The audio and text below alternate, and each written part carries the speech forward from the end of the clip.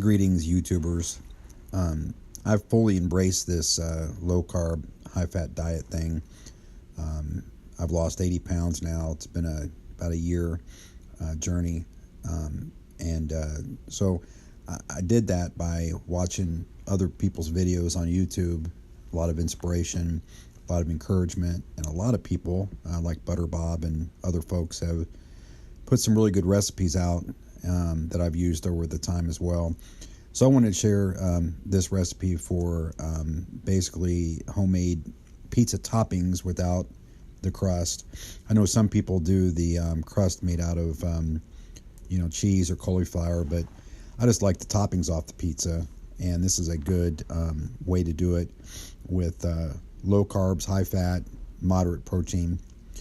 So your ingredients are relatively inexpensive. You want to pick up some 1 pound of ground beef, high fat, of course, 70% if you can, mushrooms, green peppers, onion. I like the Jimmy Dean crumbled sausage for this dish. Just works out really well for the pizza type taste. And then this sauce that I got is a marinara sauce. I'll put the information in the description down below, but it's only got 4 carbs per half cup. It's the lowest carb sauce that I could find. No added sugar, and it tastes pretty decent.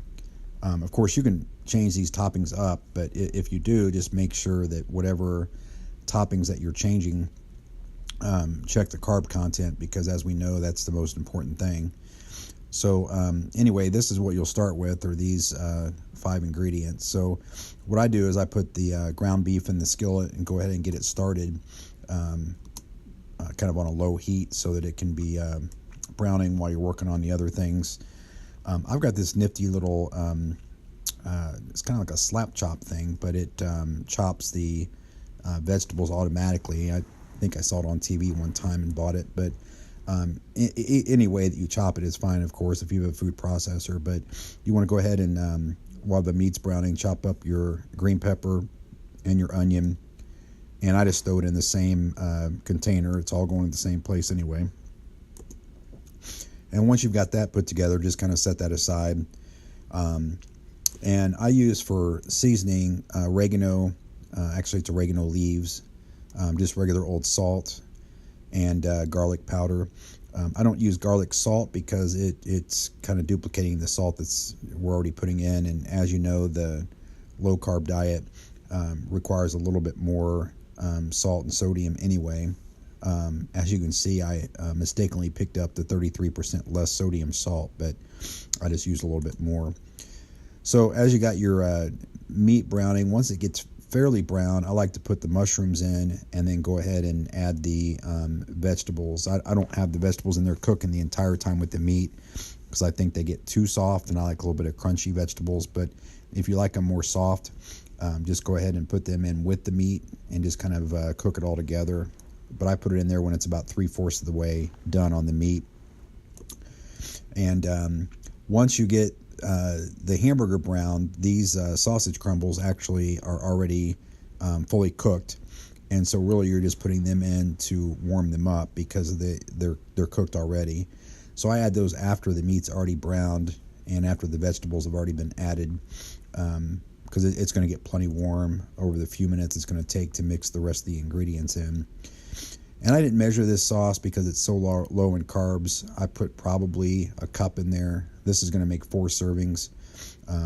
So I made some for myself and my sister. And then I've got 2 servings to take to work for lunch a couple of days during the week. So you want to put your sauce in and kind of mix that around. And then on the cheese, I go ahead and use the regular mozzarella. I always get the low moisture part skim because I can't find any whole milk mozzarella that's affordable at the store where I shop anyway. But you don't want to use too much of this cheese because, again, there's a lot of research out there and a lot of doctors much smarter than I am with videos on YouTube that talk about the insulin response that you get from dairy. So I like to use mozzarella just to have the pizza taste, but I don't use very much. So I used maybe a cup that's going to be divided amongst 4 servings. So, about a quarter cup. It is high in calories as well, but the carbs are pretty much non-existent. But I did pay attention to the dietitians and physicians that say that there's an insulin reaction to the dairy, so I try to keep that at a minimum. So once you put the cheese on top, you just want to really go ahead and let it start melting. And once you get it down to where it's almost completely melted but not quite, you can go ahead and take it out and plate it. The cheese will continue melting just due to the heat of the items, and then it's ready to serve. So I did calculate up the nutritional content, and I'm going to put that below as well. I just added it up through all the ingredients that were added to it, and you've got less than 10 carbs.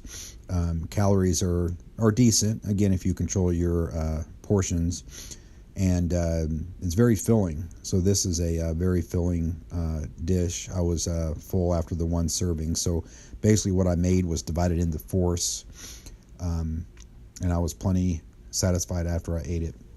So hope you enjoy, and check the contents down below for information on the ingredients.